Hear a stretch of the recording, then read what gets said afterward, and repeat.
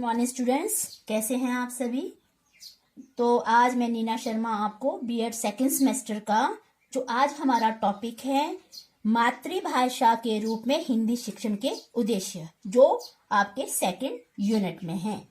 तो शुरू करते हैं। इसमें हम दो भागों में भी डिवाइड कर सकते हैं। जैसे सबसे पहले है आपका प्राथमिक तथा उच्च प्राथमिक स्तर पर मातृभाषा के उद्देश्य। सबसे पहले तो आपको ये समझना है कि शिक्षा मनोवैज्ञानिक मानव व्यवहार के तीन पक्ष मानते हैं। जैसे सबसे पहले आपको ज्ञान, कौशल और भाव, ठीक है। तो स्पष्टीकरण की दृष्टि से प्रत्येक उद्देश्यों को दो भागों में विभाजित किया जा सकता है। पहला है आपका विषय वस्तु, दूसरा है अपेक्षित व्यवहार परिवर्तन। जो आपका सबसे पहले है प्राथमिक उद्देश्य। प्राथमिक उद्देश्यों में आपका सबसे पहले है कौशलात्मक उद्देश्य। कौशलात्मक उद्देश्य जैसे इसमें चार भागों में डिवाइड किया गया है, चार भागों में बांटा गया है। सबसे पहले है बोध सहित सुनने की योग्यता प्राप्त करना। दूसरा है प्रभावी ढंग से बोलकर अपने बात कहने की योग्यता प्राप्त करना। तीसरा है बोध सहित पढ़ने की योग्यता प्राप्त करना। चौथा है प्रभावी ढंग से लिखकर अपनी बात कहने की योग्यता प्राप्त करना।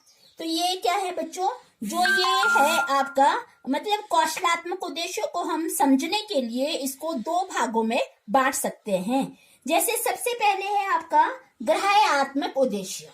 ग्राह्यात्मक उद्देश्य का मतलब होता है, ग्राह्य का अर्थ होता है ग्रहण करना, यानी हम यहाँ पर ग्रहण करना। क्या ग्रहण करना है, इसमें दो भागों में विभाजित कर सकते हैं। सुनकर विचारों को ग्रहण करना, दूसरा है पढ़कर विचारों को ग्रहण करना। सुनकर विचारों को ग्रहण करना यानी बच्चा कक्षा में अध्यापक आदि के विचारों, उसके द्वारा स्वर पाठन आदि से भाव को वह ग्रहण करता है।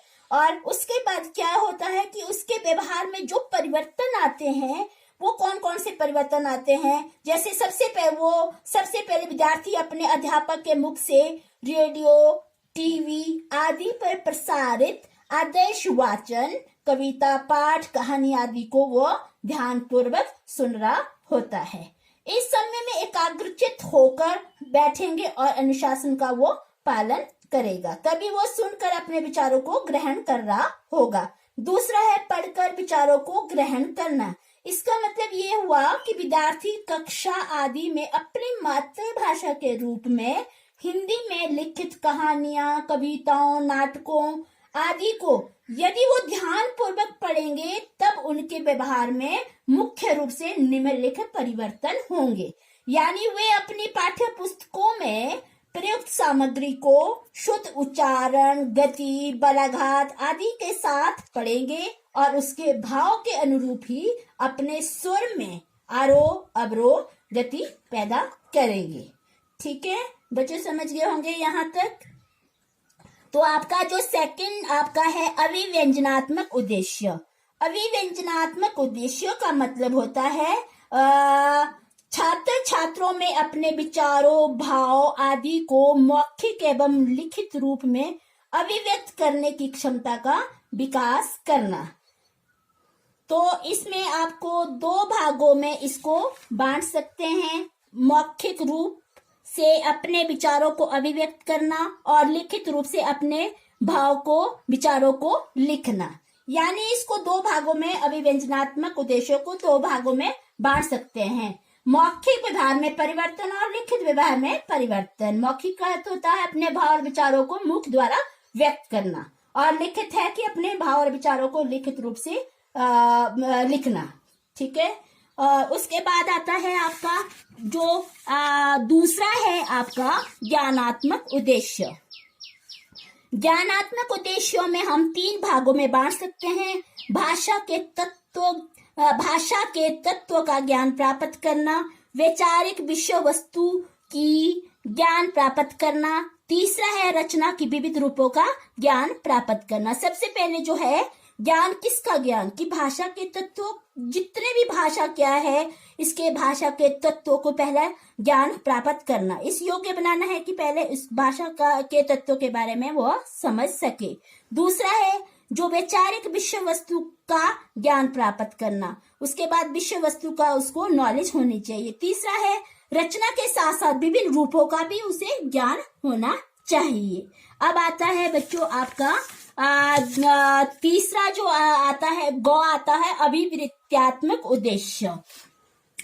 अभिवृत्त्यात्मक उद्देश्य, अभिवृत्ति का मतलब होता है रुझान, प्रवृत्ति यानी एटीट्यूड। ठीक है, इसको हम दो भागों में विभाजित कर सकते हैं। पहला है आपका मातृभाषा तथा उसके साहित्य में रुचि लेना। सबसे पहले तो उसको मातृभाषा आनी चाहिए, उसके बाद उस साहित्य में तभी रुचि लेगा जो अपनी मातृभाषा का ज्ञान उसे होगा, उसके बाद अब उसी मातृभाषा में साहित्य में वो रुचि लेगा। दूसरा है सद्वृत्तियों का विकास करना। सद्वृत्ति यानी सदाचार, सद्व्यवहार आदि, दूसरों के प्रति अच्छा आचरण करना, व्यवहार करना, इसका विकास बच्चों में हमें लाना है। अब बच्चों जो सेकंड आपका है उच्च प्राथमिक उद्देश्य, अगर आपको इकट्ठा भी करना है तब भी आप कर सकते हैं, अगर आपको अलग अलग बताना है तब भी आप कर सकते हैं। तो जो आपका दूसरा है उच्च प्राथमिक उद्देश्य, इसमें जो पहले ही समझा दिया गया है ज्ञानात्मक उद्देश्य, कौशलात्मक उद्देश्य और सृजनात्मक उद्देश्य, अभिवृत्त्यात्मक उद्देश्य, सराहनात्मक उद्देश्य, जिसमें से जो अलग पॉइंट है, अलग आपका डिफरेंट पॉइंट है वो है सृजनात्मक उद्देश्य, बाकी सारे ठीक है। तो जो आपका है सृजनात्मक उद्देश्य, इसमें क्या है कि भाषा कौशलों में मौलिकता लाने की योग्यता प्राप्त करना, सृजनात्मक क्रिएटिविटी दिखाना। इसका मतलब है कि अब बच्चों को अपने अनुसार अपने आप को लाना, यानी किसी की कार्बन कॉपी नहीं होनी चाहिए, उनमें क्रिएटिविटी अपनी लानी है, उसमें मौलिकता लाना है। ठीक है, तीसरा जो आपका लास्ट पॉइंट है आपका सराहनात्मक उद्देश्य, इसका मतलब होता है हम इसे सराहना का अर्थ होता है प्रशंसा करना। यहाँ पर सराहनात्मक उद्देश्य से तात्पर्य भाषा जगत से संबंधित किसी अच्छे कार्य, रचना आदि की प्रशंसा करने से है। यानी इस उद्देश्य का संबंध छात्र छात्रों में हिंदी साहित्य के प्रति अनुराग उत्पन्न करने, रसानुभूति व संवेगों के उत्पन्न करने से है। ठीक है बच्चों, तो आपके ये उद्देश्य हो गए हैं। तो अगली कक्षा में हम अलग टॉपिक पढ़ेंगे। Thank you.